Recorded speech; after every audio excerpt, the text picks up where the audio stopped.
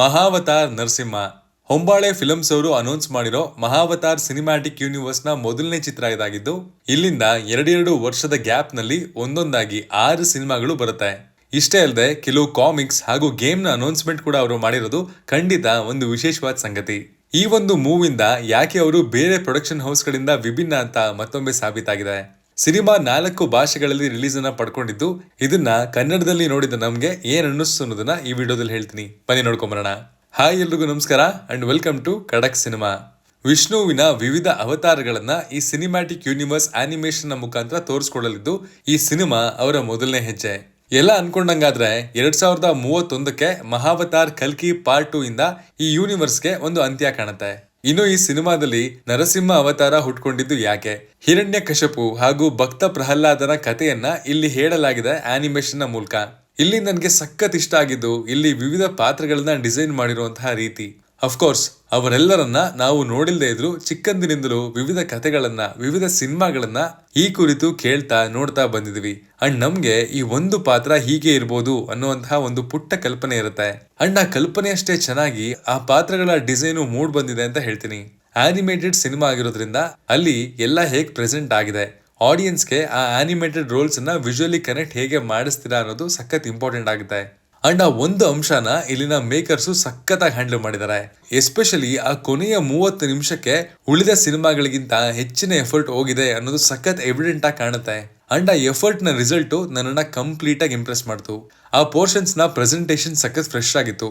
Of course ನರಸಿಂಹನ ಮೇಲೇನೆ ಈ ಸಿನಿಮಾ ಅಂದ್ಮೇಲೆ ಆ ಎಲಿವೇಶನ್ಸ್ ಬೇಕಿತ್ತು ಕೂಡ. ಬಹಳಷ್ಟು ಶಿಲ್ಲೆ ಚಪ್ಪಾಳೆಗಳು ಈ ಎಪಿಸೋಡ್ಗೆ ಬರ್ತಾನೆ ಇತ್ತು. ಅಂಡ್ ಅದು ಥಿಯೇಟರ್ಸ್ ನಲ್ಲಿ ನೋಡೋದಕ್ಕೆ ಸಖತ್ ಚೆನ್ನಾಗಿತ್ತು ಗುರುವೆ.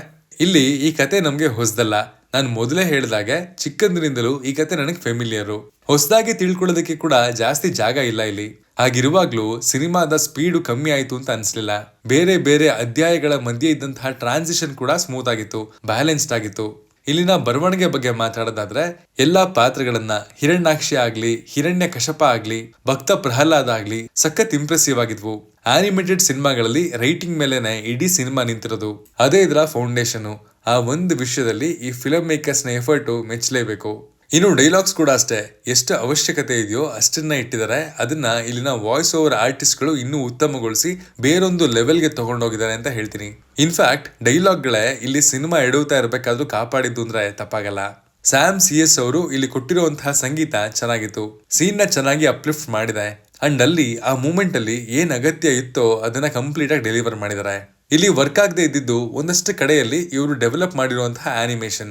ಎಲ್ಲೆಲ್ಲಿ ಪ್ರೇಕ್ಷಕನ ಇಂಟ್ರೆಸ್ಟ್ ಪೀಕ್ ಅಲ್ಲಿ ಇರುತ್ತೋ, ಫಾರ್ ಎಕ್ಸಾಂಪಲ್ ನರಸಿಂಹನ ಎಪಿಸೋಡು, ಅಲ್ಲಿ ಆನಿಮೇಷನ್ಸ್ ನಿರೀಕ್ಷೆಗೂ ಹೆಚ್ಚಿದೆ. ಬಟ್ ಬೇರೆ ಕಡೆ ಅಂದ್ರೆ ಸ್ಟೋರಿ ಡೆವಲಪ್ ಆಗುವಂತಹ ಕಡೆ ಅದು ನೋಟಿಸಬಲಿ ಸ್ವಲ್ಪ ಲೋ ಆಗಿತ್ತು ಅಂತ ಹೇಳ್ತೀನಿ. ಆಲ್ಸೋ ನಾನು ಹೋಗಿದ್ದು 3D ಅವತರಣಿಕೆಗೆ. ನನಗೆ ಅದು ಅಷ್ಟೊಂದೇನು ಖುಷಿ ಕೊಡ್ಲಿಲ್ಲ. ಸ್ಕೇಲ್ ದೊಡ್ಡದಾಗಿರ್ಬೇಕಾದ್ರೆ ಅದು ಕೂಡ ಫ್ರೆಶ್ ಆಗಿ ಮಜಾ ಕೊಡುವಂತಹ ರೀತಿ ಇರುತ್ತೆ ಅಂತ ಅನ್ಕೊಂಡಿದ್ದೆ. ಬಟ್ ಆ ಎಕ್ಸ್ಪೀರಿಯನ್ಸ್ ಓಕೇಶ್ ಅಂತ ಅನಿಸ್ತು. ಕೆಲವರಿಗೆ ಇದು ಮ್ಯಾಟರ್ ಆಗಿಲ್ದೇನೆ ಇರಬಹುದು. ಬಟ್ 3D ಸಿನಿಮಾಗಳಲ್ಲಿನ ಇವತ್ತಿನ ಅಪ್ಡೇಷನ್ ಕ್ವಾಲಿಟಿಯನ್ನ ನೋಡೋರ್ಗೆ ಅಫ್ಕೋರ್ಸ್ ಇದು ಮ್ಯಾಟರ್ ಆಗುತ್ತೆ. ಖಡಕ್ ಆಗಿ ಹೇಳೋದಾದ್ರೆ ಇದೊಂದು ಗುಡ್ ವಾಚ್. ಮಕ್ಕಳ ಜೊತೆ ಅವರಿಗೆ ಈ ಕಥೆಗಳನ್ನ ತೋರಿಸ್ತಾ ಒಳ್ಳೆ ಕ್ವಾಲಿಟಿ ಟೈಮ್ ಅನ್ನ ಕಳಿಬಹುದು. ನೀವು ಈ ಕಥೆಯನ್ನ ಮರ್ತಿದ್ರೆ ಅಥವಾ ನಿಮಗೆ ಗೊತ್ತೇ ಇಲ್ಲ ಅಂದ್ರೆ ಖಂಡಿತ ಥಿಯೇಟರ್ಸ್ ನಲ್ಲಿ ಟ್ರೈ ಮಾಡಬಹುದು ಅಂತ ಹೇಳ್ತೀನಿ. ಇದಾಗಿತ್ತು ಮಹಾವತಾರ್ ನರಸಿಂಹ ಸಿನಿಮಾದ ರಿವ್ಯೂ. ನೀವು ಈ ಸಿನಿಮಾನ ಈಗಾಗಲೇ ನೋಡಿದ್ರೆ ನಿಮ್ಗೆ ಏನ್ ಅನಿಸ್ತು ಅನ್ನೋದನ್ನ ಕಮೆಂಟ್ ಮಾಡಿ ತಿಳಿಸಿ. Signing off, Manu.